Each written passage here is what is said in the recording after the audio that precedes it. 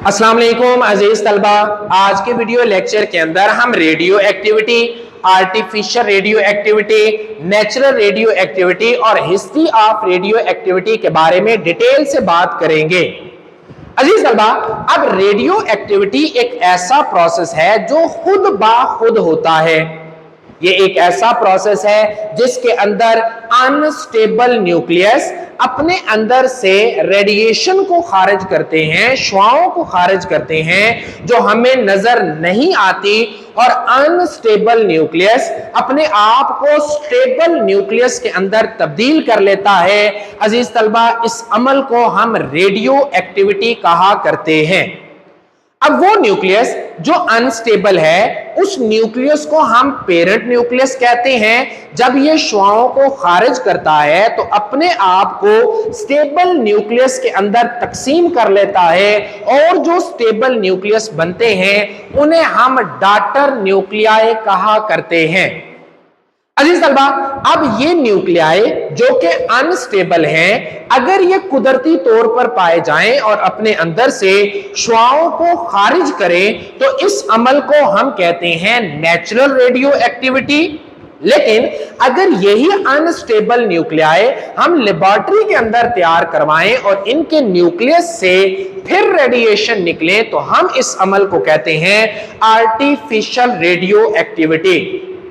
अजीज तलबा, अब artificial radioactivity के लिए हम एटम लेते हैं, उसके ऊपर फास्ट मूविंग अल्फा पार्टिकल को फेंका जाता है, या न्यूट्रॉन को फेंका जाता है, या गामा रेज को फेंका जाता है, जिसकी मदद से एटम का न्यूक्लियस अनस्टेबल हो जाता है और ये एटम उसी के आइसोटोप के अंदर तब्दील हो जाता है। प्यारे बच्चों, अब ये आइसोटोप जो बना है, जो अपने अंदर से शुआओं को खारिज करेगा, इस आइसोटोप को हम रेडियो आइसोटोप कहेंगे या रेडियो न्यूक्लियाइड कहा करेंगे।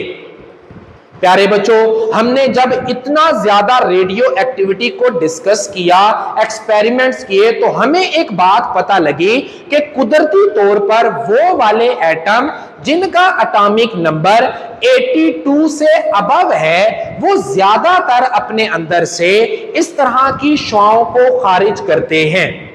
आइए अब इसको रीड करते हैं। पहले रेडियो एक्टिविटी की डेफिनेशन हुई, it is a spontaneous emission of invisible radiation. ये खुद बा खुद ना नजर आने वाली शुआओं का इखराज है किसी भी न्यूक्लियस से जो कि हैवी एटम का बना होगा, like uranium, due to their inherent instability. अब इनहेरेंट इंस्टेबिलिटी का मतलब है कि ये उस एटम की अपनी खुसूसियत है कि उसका न्यूक्लियस अनस्टेबल हुआ करता है।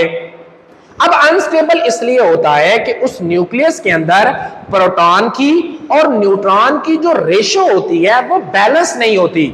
अगर तो वो बैलेंस हो तो वो स्टेबल न्यूक्लियाई बन जाता है। चूंकि इनकी प्रोटॉन और न्यूट्रॉन की रेशो बैलेंस नहीं है, इसलिए जो न्यूक्लियस है वो अपने अंदर से शुआओं को खारिज करेगा। इसी लाइन को इस तरह से लिखा, instability is due to imbalance proton and neutron ratio. Unstable nuclei called parent nuclei and decay to stable nuclei called daughter nuclei। अजीज तलबा, फिर आप रेडियो एक्टिविटी के अंदर ही नेक्स्ट पॉइंट लिखेंगे, atom about the 82 atomic number naturally unstable and emits the radiation is called natural radioactivity. और natural radioactivity की यही डेफिनेशन बनेगी। अब आपने डेफिनेशन लिखनी है फिर आर्टिफिशियल रेडियो एक्टिविटी की, तो उसको आप इस तरह से डिफाइन करेंगे, artificially unstable isotopes are being prepared in the laboratory, radiation from the elements emitted and is called artificial radioactivity। यानी कि आर्टिफिशियल रेडियो एक्टिविटी को लेबोरेटरी में तैयार किया, उसके अंदर से शुआएं निकली, अब इन शुआओं को हम कहेंगे आर्टिफिशियल रेडियो एक्टिविटी। अजीज तलबा, अब ये जो आइसोटोप्स होंगे इनको हम कहा करेंगे रेडियो आइसोटोप्स या रेडियो न्यूक्लियाइड कहा करेंगे, जो कि किस तरह से बनते हैं कि जब भी आप बम्बार्डमेंट करते हैं यानी कि इसके ऊपर फेंकते हैं किसी भी एटम के ऊपर हाई एनर्जेटिक पार्टिकल जैसे कि गामा रेज है, प्रोटॉन है, न्यूट्रॉन है, अल्फा पार्टिकल है, तो वो एटम अपने आइसोटोप के अंदर तब्दील हो जाता है। अब वो नेचुरली तौर पर नहीं है, वो आर्टिफिशियली तौर पर आइसोटोप बना है और इसका न्यूक्लियस अनस्टेबल है, जिसकी वजह से वो अपने अंदर से शुआओं को खारिज करेगा। अजीज तलबा, अब चलते हैं कि रेडियो एक्टिविटी का हमें पता कैसे लगा, इसकी हिस्ट्री के बारे में बात करते हैं। अजीज तलबा, कैथोड रेज ट्यूब का इस्तेमाल किया रॉन्गटन ने और उसने एक्सरेज को पैदा कर लिया। अब एक्सरेज ऐसी शुआएं हैं, ऐसी इलेक्ट्रोमैग्नेटिक रेडिएशंस हैं जो कि ना तो इलेक्ट्रिक फील्ड के अंदर अपने आप को झुकाती हैं, ना ही मैग्नेटिक फील्ड के अंदर अपने आप को झुकाती हैं। ये ऐसी शुआएं हैं जो ओपैक ऑब्जेक्ट में से गुजर सकती हैं। ओपैक ऑब्जेक्ट से मतलब है कि ऐसे ऑब्जेक्ट जिसके आर पार नहीं देखा जा सकता, यानी कि ब्लैक जो पेज है उसके अक्रॉस तो आप नहीं देख सकते ना, तो वो एक किस्म का ओपैक ऑब्जेक्ट है।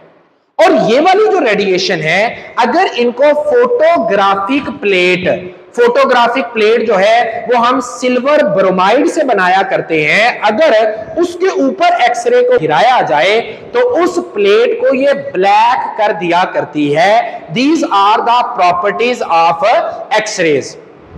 अजीज तलबा, अब जब एक और साइंटिस्ट जिनका नाम था हेनरी बैकरल, और इन्हीं को फादर ऑफ रेडियो एक्टिविटी कहा जाता है।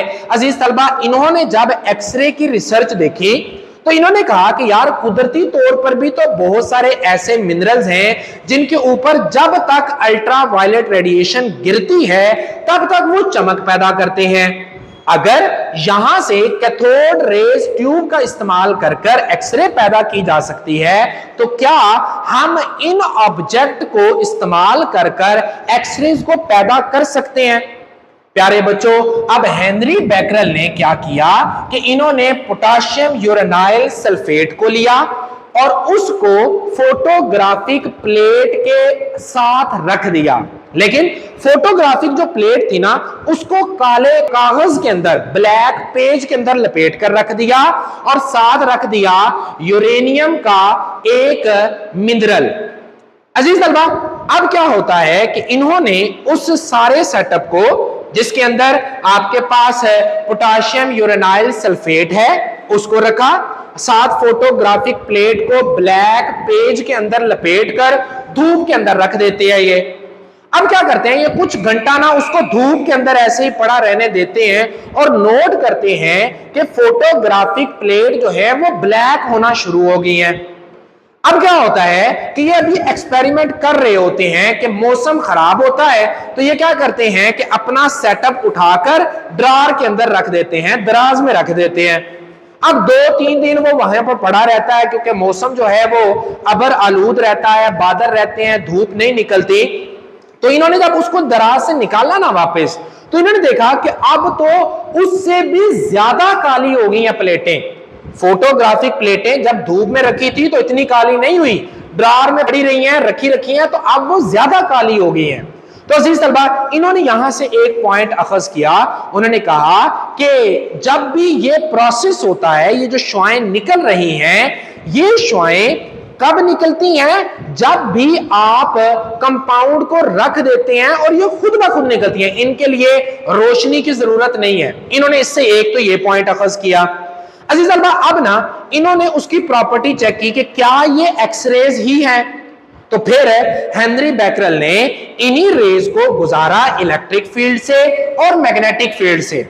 एक्सरेज जो है वो ना तो इलेक्ट्रिक फील्ड में झुकती हैं, ना मैग्नेटिक फील्ड में बेंड होती हैं, झुकती हैं, लेकिन ये वाली जो रेज थी ये इलेक्ट्रिक फील्ड में भी झुकी और मैग्नेटिक फील्ड में भी झुक गई।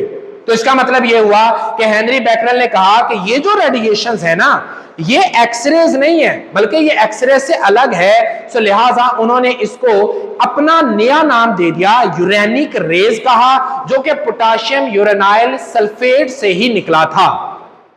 अभी जो पोटाशियम यूरेनाइल सल्फेट है ये एक फ्लोरेसेंट मटेरियल है, यानी कि ऐसा मटेरियल जिसके ऊपर जब अल्ट्रा वायलेट रेडिएशन गिरती है तो वो चमक पैदा करता है। अजीज तलबा, अब इससे निकलने वाली जो शुआएं थी उसको इसने नाम दे दिया यूरेनिक रेज। लेकिन फिर बारी आती है मैरी क्यूरी की। अब मैरी क्यूरी के बारे में भी इंटरेस्टिंग बातें आप सुन लें कि मैरी क्यूरी दुनिया की वो पहली खातून है जिसको नोबेल प्राइज मिला, और मैरी क्यूरी ही दुनिया की वो पहली खातून है जिसको 2 नोबेल प्राइज मिले हुए हैं। क्लियर है? यानी कि ये कितनी काबिल जो है वो साइंटिस्ट थी। अजीज तलबा, ये ना पीएचडी कर रही थी, और पीएचडी भी इसने थीसिस लिखना होता है, और थीसिस जो था इन्होंने इसी के ऊपर रेडियो एक्टिविटी के ऊपर रखा। अजीज तलबा, अब मैरी क्यूरी ने ही पहली दफा यूरेनिक रेज के लिए लफ्ज रेडियो एक्टिविटी इस्तेमाल किया। यानी कि जब इन्होंने पीएचडी कहीं शुरू की होगी थीसिस लिखना, तो उस वक्त ये काम कर रही थी यूरेनिक रेज के ऊपर, लेकिन इन्होंने ही बाद में यूरेनिक रेज को नाम दिया रेडियो एक्टिविटी का। क्लियर होगी यहां तक बात? नाउ अजीज तलबा, अब जो मैरी क्यूरी थी इनके शोहर थे, उनका नाम था पेरी क्यूरी। उन्होंने एक इन्वेंशन की और उस इन्वेंशन का नाम रखा इलेक्ट्रोमीटर, जो कि करंट को मेजर किया करता था। प्यारे बच्चों, मैरी क्यूरी ने यह नोट किया कि जब भी ये रेडिएशन गुजरती हैं अपने इर्द गिर्द की गैस को आयोनाइज करती हैं, और वहां पर जो करंट पैदा होता है उसको इलेक्ट्रोमीटर डिटेक्ट कर लिया करता है। तो इसका मतलब यह हुआ कि ये वाली जो रेज हैं ये आयोनाइजेशन भी कर लिया करती हैं। फिर ये यहां पर नहीं रुकी, बल्कि इन्होंने एक मिनरल लिया जो कि यूरेनियम का ही ऑक्साइड था, लेकिन उसके अंदर 50 to 80% यूरेनियम का ऑक्साइड होता है। प्यारे बच्चों, उसका नाम था पिच ब्लेंड।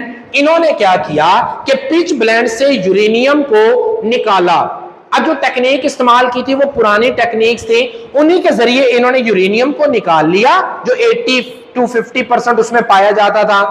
फिर इन्होंने देखा कि अभी भी उससे रेडिएशन निकल रही है, और ये रेडिएशन पहले की निस्बत ज्यादा तेजी के साथ निकल रही है।